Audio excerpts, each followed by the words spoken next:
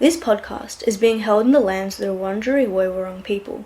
We wish to pay our respects to elders past, present, and emerging. This podcast is for mental health educational purposes only and should not be relied on as personal advice. Always seek the guidance of a health professional regarding your physical and/or mental health. Opinions expressed are solely those of the individuals involved and may not reflect the views of the Mental Health Foundation Australia. This episode features a personal story of mental health. If you find yourself distressed, please reach out to Mental Health Foundation Australia's national helpline at 1300 643 287 or Lifeline at 13 11 14.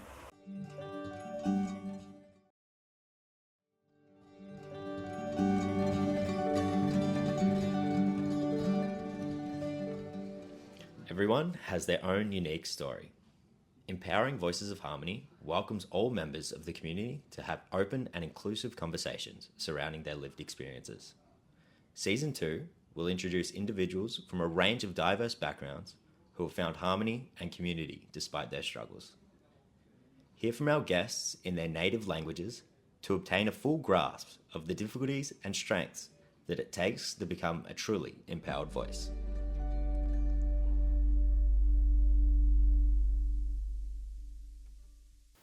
Hello and welcome to another episode of Empowering Voices of Harmony. In today's show, we have the wonderful Dima here.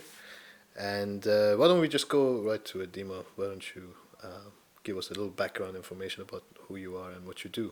Yeah, I'd love to. So my name is Dima, and I'm the founder and CEO of Nola Stray Support. And we're a registered support coordination provider. And we work with a League of Legends and helping them navigate the National Disability Insurance Scheme and just the landscape around that. The National Disability Insurance Scheme. Tell me, how's that going and how did you become part of the group? So the National Disability Insurance Scheme, that was introduced a few years ago, though it's still kind of in its infancy with the rollout. But it's there to support people with permanent disability that are under the age of 65, Australians, and what we do is we specialise in one particular support that is an NDIS funded support. However, how I got here, my background is a little bit different. So I actually started off in the clinical space. I was working as a prosthetist and orthotist, and then I moved into the NDIS space as a support coordinator working for a non-profit back in 2020. And then we founded Nola Stray Support at the beginning in January of 2023. So congratulations. Thank you. Yeah. A lot of interesting stuff you mentioned there.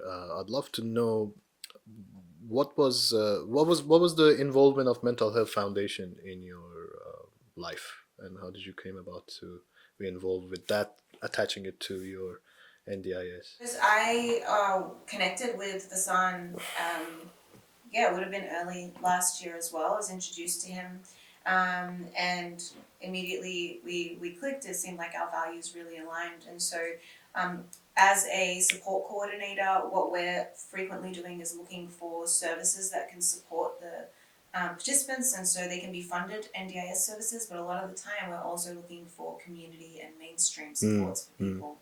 And at Nola Stray, we specialise in working with more complex cases, so that can be dual disability, forensic backgrounds, children, but oftentimes we're working with people from culturally and linguistically diverse backgrounds.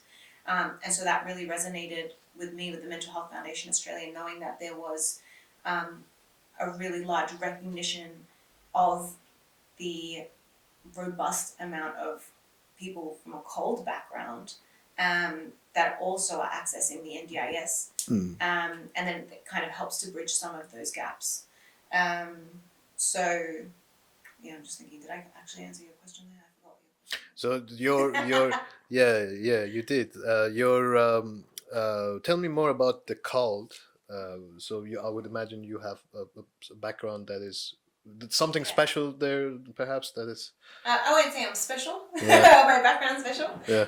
But I'm Australian born, but I'm Palestinian background. So I have a story that would be familiar to many. We are the result of diaspora. So I was born and raised in Australia, in Melbourne. My brother, who's 7 years older than me, was born and raised in Manchester in the UK. Born in the UK, I should say, and then my parents in Syria. And so this is the story of a lot of my family all over the world. When was the last time you traveled back to either Syria or Palestine too? Well, the last time I went to Palestine was actually in 2017 for my brother's wedding, which was amazing. The first time I ever got to go was in 2016. But prior to, because a lot of our family was predominantly in Syria, I used to go every few years when I was a kid. The last time, unfortunately, I was 12 years old. So I hope one day I can go back. I hope so too. Yeah. What was a significant thing for you to see the life in terms of family values and sort of the closeness that they have, and was that very much different than the life that you were used to in Australia, or how did that happen for you? Yeah, I think growing up here, I grew up very Middle Eastern in the sense that at home we only spoke Arabic. I had the privilege of eating home cooked Middle Eastern food my whole life. So that's very much so. It's very much tied into your DNA. But then when you go back, and all of my cousins, I have a huge family, and so going back even as a child, I would see that the difference in, we had a lot of those key values that were the same, but in terms of what access we had to different just services, to different social experiences, to different perspectives and insights. And even as a child, I was able to recognize that sometimes that privilege that I had here, where I got to choose, do I choose the Australian culture now, or do I choose the Middle Eastern culture? Correct. That can, if you choose to look at it in a positive way, it carries a huge positive, having that option. But there is always the other side to it as well, where you sometimes feel a bit out of place, growing up from a different background of, the child of migrants in this country. And so although it is a huge melting pot, multicultural melting pot, particularly in Melbourne, you still did feel out of place growing up here. And so I think for me, I always gravitated towards helping those that came from different or more diverse cultural backgrounds, because things to me that I would understand immediately, someone who wasn't familiar or hadn't previously interacted that closely with someone from a culturally and linguistically diverse background, it would go completely over their head. And so I think that's a huge bridging opportunity across so many landscapes, I suppose, in our systems here.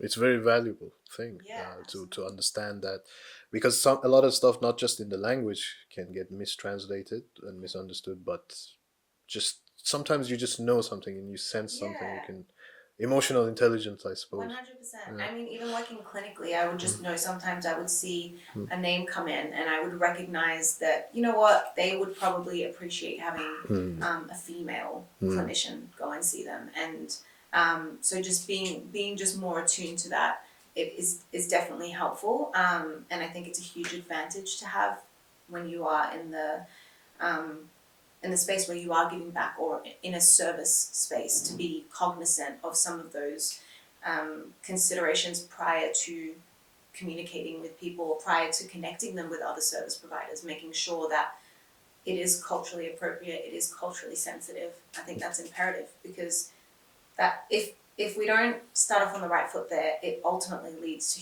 huge inequities, huge health disparities, huge variances in health outcomes for people. And so then, although we have a huge migrant community here, and although on paper they have access to the same services, and on paper they have the same rights as all other Australians, that if we're not acknowledging and touching on the component of culturally sensitive interventions and services and just communication styles, having access to all of that is moot if it's not going to address their needs. How do we address this sort of How do we bridge the gap? Like, I think it takes a lot of collaboration across different systems and a lot of conversations and very candid conversations. Um, I think that a lot of efforts are being done. That the NDIS does have information there in different languages. Their resources are available in different languages. There are definitely forums discussing it, but there are still big oversights and gaps that a lot of people will slip through. And I think that, I mean, I just imagine that for myself. Growing up here, I experienced challenges, just feeling like I didn't belong. I mean, it took me 3 decades basically to get comfortable with just having my hair natural, because for so long I felt like I wanted to fit in. I didn't really want to deviate from the norm. And so on like just a very basic level, it was sometimes challenging being born and raised here with my first language being English. Feeling like I didn't quite fit in. And then I imagine, okay, now add another layer of complexity to it where you've come here, you've migrated here, or you've come as a refugee. You know, I mean, I think it's 60,000 people at the moment, 60,000 NDIS participants are of culturally and linguistically diverse backgrounds. And of that, 10% are from refugee backgrounds. And so you think about the trauma that brings. You have the element of generational trauma, firstly. That's just as a baseline. But then on top of that, you have the trauma that might have been pre-migration, trauma as a result of the migration process, or trauma as a result of their integration post-migration. Oh yeah, so much happening. You know, absolutely. So I just imagine that and think, oh my goodness, like that it needs to be so clear and so easily accessible to people, particularly who are not native English speakers. To know that there are resources out there for them. And I don't have all of the answers. I'm very good at being able to point out the gaps and the flaws because I experience That's them a step and I forward. see them. Absolutely. But I think it starts with this, like having these conversations. I cannot. Some of the sort of trauma that is brought over, they don't even know themselves that exists, and then not knowing that there are resources, and if you are from a culture that you don't even have a word for mental health, gets just complicated here and makes it important for us people who have a sort of a, I guess, cultural diverse life to understand this, and almost like a social responsibility 100%. on us to be doing stuff with Mental Health Foundation, with NDIS. To have you on board of that organization seems very important. I think it's I think that it is a responsibility of ours. I mean, like we're all put on this earth, and I think we're all here to help each other, and we need to help one another. And I recognize my privilege being born here, and I feel it's my responsibility to be able to then push through and have these conversations, these more difficult conversations sometimes, because there are cultures, and many of them, where there is stigma around disability, there's stigma around mental health, and then there's another element of stoicism, basically, where we're constantly comparing and using it kind of like an anchor, where it's like, well, it could be worse. You know, or my cousins had it so much worse, or at least I'm not stuck in a war zone or something like that.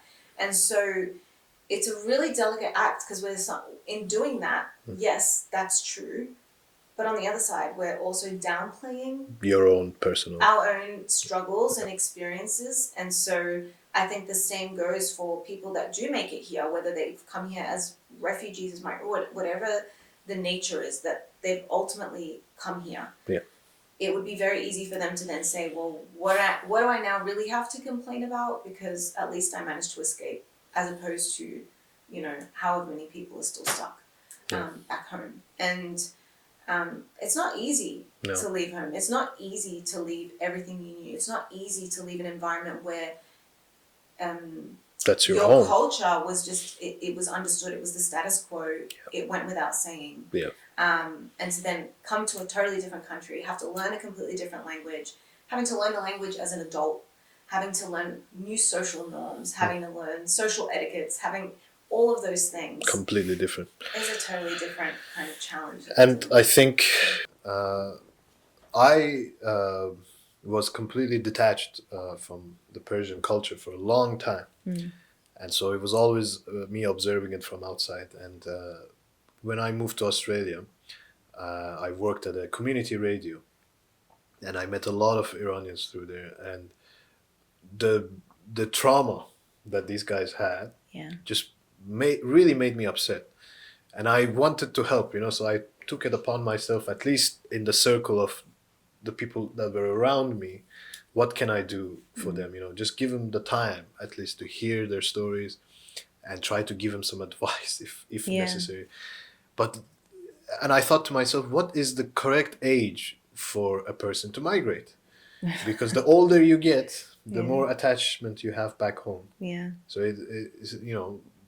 I moved when I was 12. I hardly knew what's happening. Yeah. So And then on the other hand, when families migrate with young children, then they have the concern of, well, then if my child is growing up in Australia, for instance, are they going to have no attachment to their heritage and to Yes. their culture? Correct. Right? And Yeah. so it is, I don't know that there is a right answer. I think, like, on one hand, for the child, integration is easier. Picking up a language is easier when your brain is like a sponge and you're just Yes. absorbing everything. Yeah. But on the other hand, then you are further detached from your heritage and from your roots. So That's like a sort of a conservative approach there, where the Yeah. family wants to keep the tradition alive. yeah. And I think at the home you can have that. Yeah. But the child of today, I don't know, wherever you are, I think when you're integrating into the world, you realize we're all just one. Yeah. As beautiful as cultural and historic stuff are, you can have that, but I think you have to have an open mind about sort Yeah. of integrating with. 100%. Yeah. And I think also the other challenge, I mean, like, I even remember growing up, and as teenagers, I went to Arabic school and I learned Arabic, and I speak, we were talking about this earlier, but I was saying the average Arab that grew up or was born in Australia speaks 3 languages. It's Yes. Arabic, English, and Arabish. And so we're doing that mixing brilliant. of languages. Yeah. But as teenagers, you'll feel that kind of, you want to push it away because that language is not what your friends are doing. That language is not what's at school. That language isn't actually cool when you're a teenager, and you'll pull away from your roots for a period of time. And I can only imagine for parents that are migrants seeing that and thinking back to their childhood and their upbringing, and then how polarizing that would be for them, seeing how different that is. But it's tricky. I mean, people end up here for so many different reasons. There's so many, the motivation behind it varies from one person to another, and they could be leaving the same country. For one person leaving at one time, it could be to give their children better opportunities, and for another person at another time, it's fleeing a war zone. It's literal survival. Yeah. Crazy. And Brave people.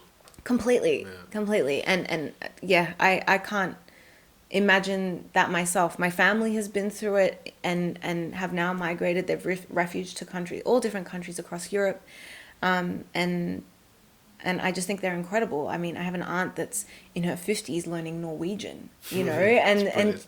it's just incredible. A new chapter. Completely. Yeah.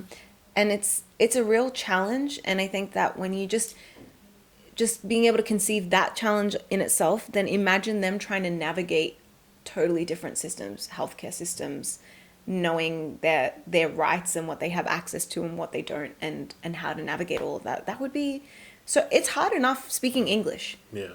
And with the NDIS, there's so much jargon, there's so much like specific language that as a support coordinator with our English speaking participants, a lot of the time we're working as translators, translating the jargon from the NDIS Yeah. into just layman's terms. Yeah. So then imagine on top of that, Yeah. English not being your first language or just not speaking English at all. Yeah. And so with my Arabish, Yeah. trying to translate jargon is very tricky because it's very niche, very specific language that doesn't exist in another language. Do you know what I mean? I think it helps for the best type of communication, though, because Yeah. if you know something in Arabic that you don't know in, there's some words that just carry everything. Yeah, You don't yeah. need to explain it. You just Yeah, say they that pack a word. punch. Yeah. It's brilliant to have that. We do the same thing with Pinglish, of course, Yeah. Persian and English. I always figure out that's the moment where I am most effective in communication because Yeah. I'm just like floating. Nobody knows what we're saying. Yeah, you're just weaving in between the languages. Yeah. I am curious about your upbringing in as you mentioned, your teenage years. Uh, you had to go through some sort of adjustment as well, and I hear often the story of like how a culturally ethnic kid goes to high school and opens his lunch bag and it's like a different kind of food in there. Oh my gosh. And I'm Yeah. like, I'd be totally like down for that. Like that kid Oh, is yeah, cool for man. me, you know? Like why Hell not? yeah. Like I think back as well. I mean, for me at primary school, it was like Yeah. everyone had their Vegemite sandwich. Yeah. And I love Vegemite, I should say. I do love Vegemite. But everyone had their Vegemite sandwich or their peanut butter sandwich. And here I was like a huge falafel wrap. You know what I mean? It was hummus. It was everything. And garlic with everything. And thinking back, as a kid, Yeah. you used to be embarrassed. And then as I progressed through high school, I went Yeah. to a high school where so multicultural. I mean, some of my best friends were still in touch from high school. I mean, you had Greek, Italian, Afghan, Arab. I mean, we were from all over the place. And so Dima's lunch was the famous lunch because it was like, what did Dima's mum make this time? You Yeah. know, I always had the most intricate meals. So I think I had it easy in the sense that I went to a school that was in an area where it was a melting pot of cultures. And so that was kind of embraced. But there are certainly pockets in Australia that is not the case. And you, as a child, as a teen, you never actually want to feel like you don't belong. You want to be part of the mass. Yeah. You want to be in on the inside joke. You want to know what the trending meme means. You want to know all of those things. Exactly. And you want to feel like you're a part of it. Yeah. Growing up, I remember even just like the smallest things. Some of my friends in primary school, you know, they were having their slumber parties for their birthdays. And I was never allowed to go to sleepovers. That is a foreign concept. No, absolutely not. So then I was allowed to go to them, but then I would get picked up at like 9 o'clock. And I was like, this is when the fun's starting. What do you mean? Like, I have to leave and go home now? Exactly. Yeah. But then I think you go through an evolution. Yeah. There's a real beauty to it where I get to choose and say, what are the attributes of my Palestinian culture, just the Middle Eastern culture as a whole, Yeah. that I love and that I Yes. value and that I want to hold on to and then one day pass on myself? And what are the ones that I think, actually, maybe this is a bit of a hindrance. Maybe this stunted some of my development or limited me from experiencing some different things. Then I can leave those behind and then do the exact same thing with the Australian culture. Smart. Yeah. And I think you go through that transition at different stages in life. And even now, you know, as a woman in her 30s now, I think I've identified how much my mind was programmed on like shame or like what will the community think, Yes. or Yes. even though it wasn't verbally said to me as a kid, it wasn't said to me or I wasn't reminded of it daily or just like feel it, yeah. beat over the head with it or Yeah, anything. yeah. But you do feel it. Yeah, yeah, You feel it, and so it's kind of reprogramming all of that as you grow up and as you transition into adulthood, and you're way more intentional about Yeah. where do I want to put my energy. Yeah, that's You a know? tough thing as well. Yeah. Speaking of myself, you know, like when I used to travel back to Iran and see my cousins, there was always this given respect to me that I didn't even deserve or earn it, you know, just because I was out of the country. Yeah. And that was interesting to observe. But I think exposure to different cultures and countries is a very important thing, as I discovered myself, exactly like you mentioned. I went to an international school where our teachers and students were from all over the world, and you don't even notice the skin of your color or Yeah. where I'm from. No, Yeah. we were just trying to learn English together Yeah. and communicate however we could. Yeah. And so what I noticed is I'm just picking the stuff that I like. You know, Yeah. oh, the Italians are like this. All right, I like that. Yeah, You know, the Iranians are like, all right, exactly. I'll pick a bit of that. So it's just this like mess of Yeah. culture.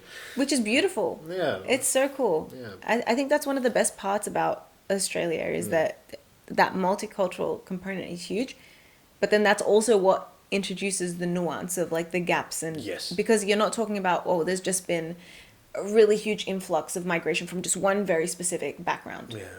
Then, you know, it would be way easier to tailor it and say, okay, here's the Australian version and here's the blah version. Yeah. But it's not the case. And then you have under each community or culture, there's like subsets from there. Yeah. There's like, you know, Oh, it yeah. branches up from there. Yeah. And then you add to there, you know, what what spiritual beliefs do they subscribe to? What, and so you just add the layers. So much to It's it. just so complex. It's beautiful, yeah. Yeah. And so it's like exposure to it seems like a simple solution. All you need is in school to have international education where people are from all over the world, and our next generations of children, Right. they would be there. Hopefully there will be no more wars. I hope so. Because they realize suddenly that, hey, you know what, we're not that different. Right. We're all the same. We all bleed the same, Yeah, you know? And I yeah. think like if we just open our minds, I think one of the things that being aware of this experience, what it allows you to do if you're reflective enough, Yeah. is to give people more grace. Yes. Like because you're able to put yourself in their shoes or put your parents in their shoes. Even if I wasn't the migrant myself, but then I'll think, oh, what if this was my mum or Yeah. something like that? Right. When you're able to do that and create like a point of relation, it allows you to give people more grace and patience and compassion. So we're less, I don't know, we're less judgmental, Yeah. you know, even if it doesn't have to be a direct parallel to Yeah. our culture, but it just allows you to be like, well, actually, I think my mum would see this differently, and that would be because of her cultural upbringing. So that very well could be the exact same for this guy who's from a totally different culture. Yeah. But it could be the exact same thing. Well, that's one of the most difficult things, to accept that there are different ways to life, Yeah. and because sometimes they don't necessarily match your own thoughts and ideals, and I have had issues accepting it, Yeah. and then just older that I get, more sort of compromise, I suppose, or understanding of the situation. Sometimes you don't even know what you know. Yeah, 100%. And I think the other thing is that the reason why this is so important as well is that you have NDIS participants that they have a disability. Yeah. And they have, you know, it could be trauma, it could be whatever else. And then you have them trying to navigate the NDIS space. And then you have insufficient funding in their plan that doesn't take into consideration, you know, they're going to need a translator for every interaction or Right. anything like that. But it inherently exposes them to more risk. They are just more vulnerable to be taken advantage of.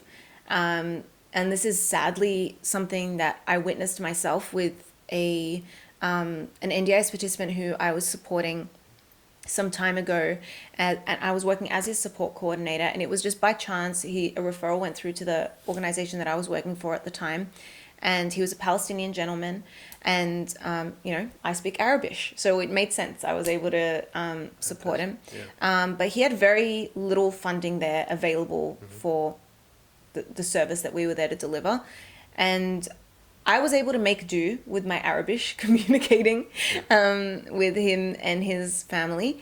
But then I was thinking, well, how would if this was allocated to any other support coordinator on the team, how would they have even done this? Like, there is access to free translation services, but it doesn't take into account from the funding perspective on the NDIS side of things, how much additional time that will require.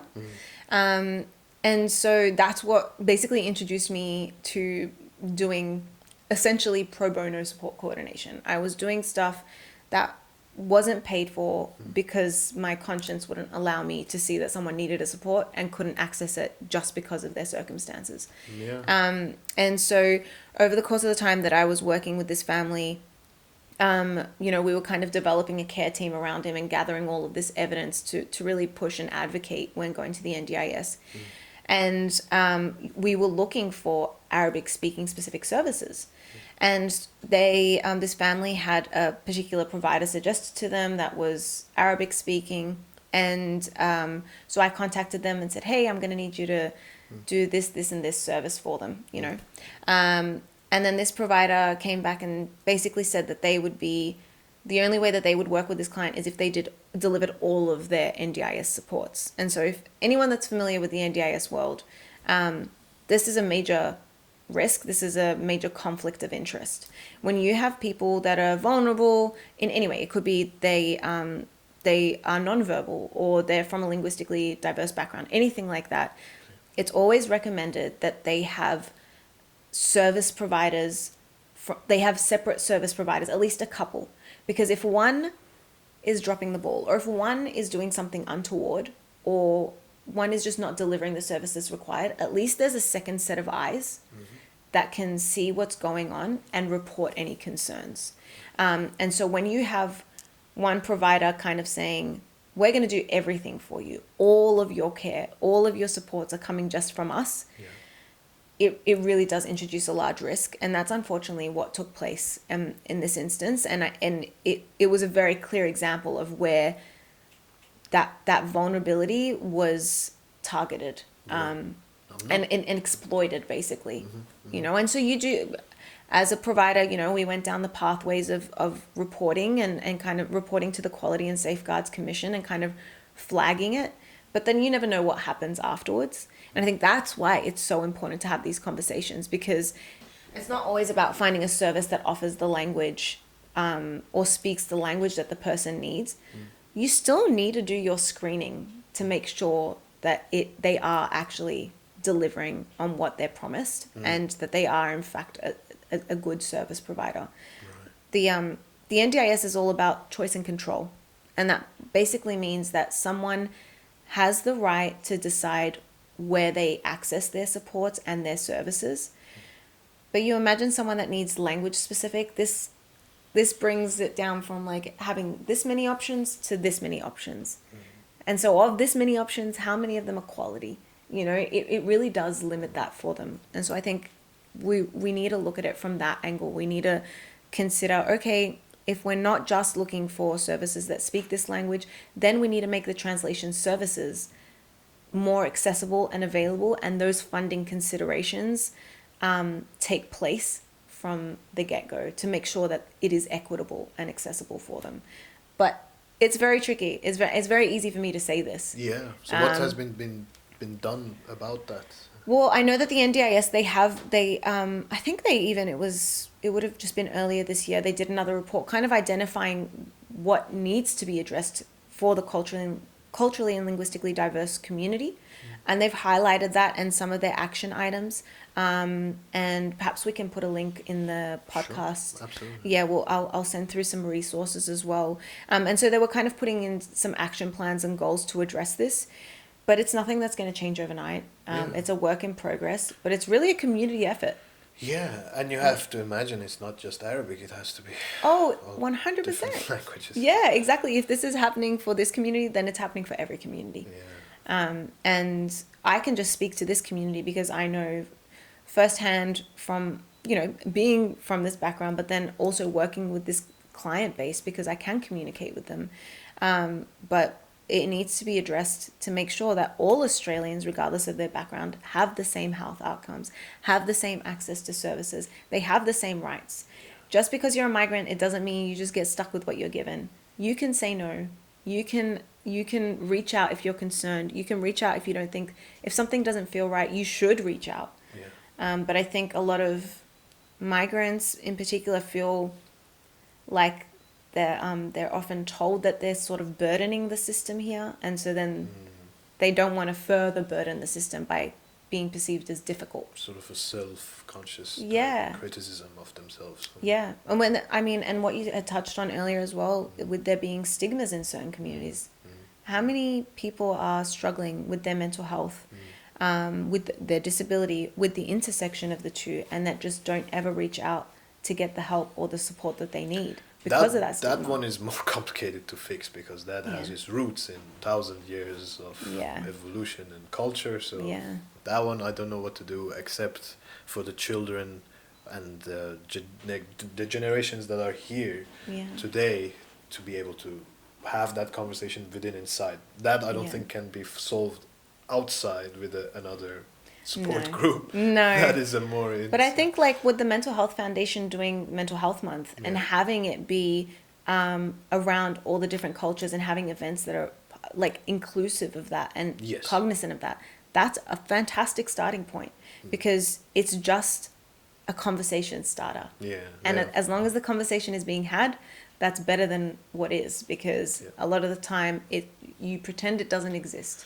Unfortunately, I've had situations where I know an Iranian family who are even shy to go outside to communicate. I'm like, just go, and he's like, oh, I don't speak the language. Like you could be so involved into because I was trying to encourage them, for example, to be involved. Go see an AFL game, I went to my first AFL game actually.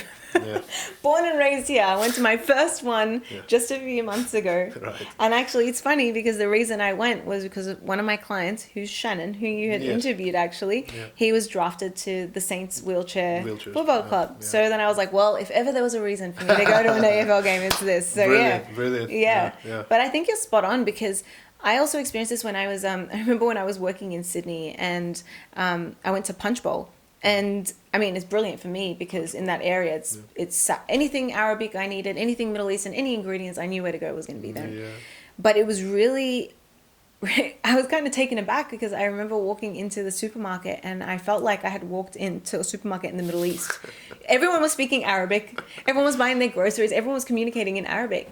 And on one hand, it's beautiful because it shows the community. But on the other hand, it also kind of hinders people's integration into Australia. Yeah. When you stay within your circle and you're not branching out of, a lot of the time it would be exactly like you said, fear or embarrassment or whatever. Yeah. It does limit you from being able to integrate and kind of have these experiences that sort of crack your head open where you're like, oh, the culture does what? That's cool. I would have loved to do that. Yeah. Or I would love to get involved with that. Yeah.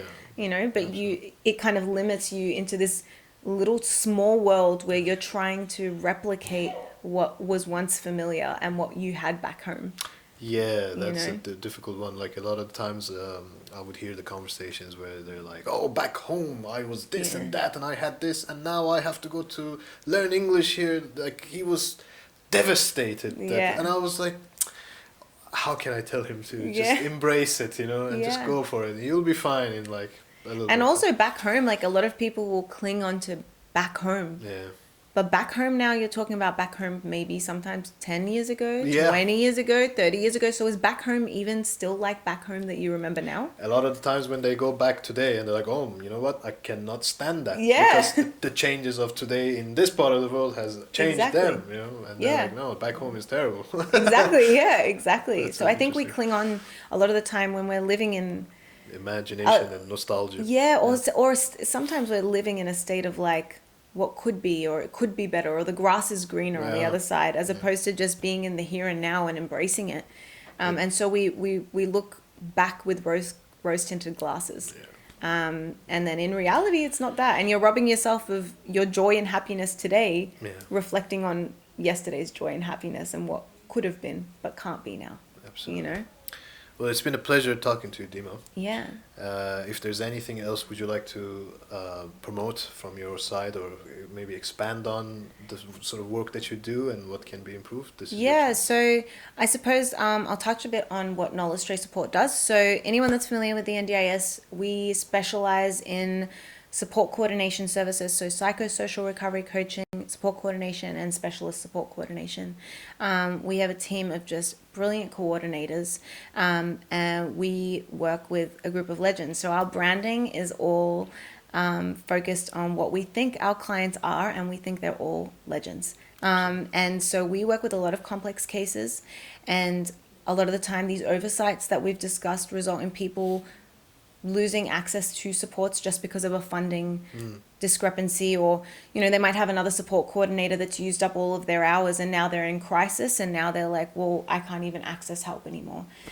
So what we're going to be doing is rolling out sort of like a pro bono, opening up some pro bono spaces to help out with some urgent cases as Those well. pro bono cases are usually, if I'm understanding it correctly, something as simple as, hey, I ran a traffic light and I didn't have my license with me, now I need help with translation because I don't even know how to represent myself. Is that the sort of... So that's more from the legal route. I Yeah. suppose I'm using the word pro bono here just because it's the most literal kind of way that I could think of it. Yeah. But it's essentially what we're offering is the support coordination service. Let's just say someone has run out of supports and they're currently homeless. Oh, And they urgently need assistance with getting their NDIS plan reviewed or something like that.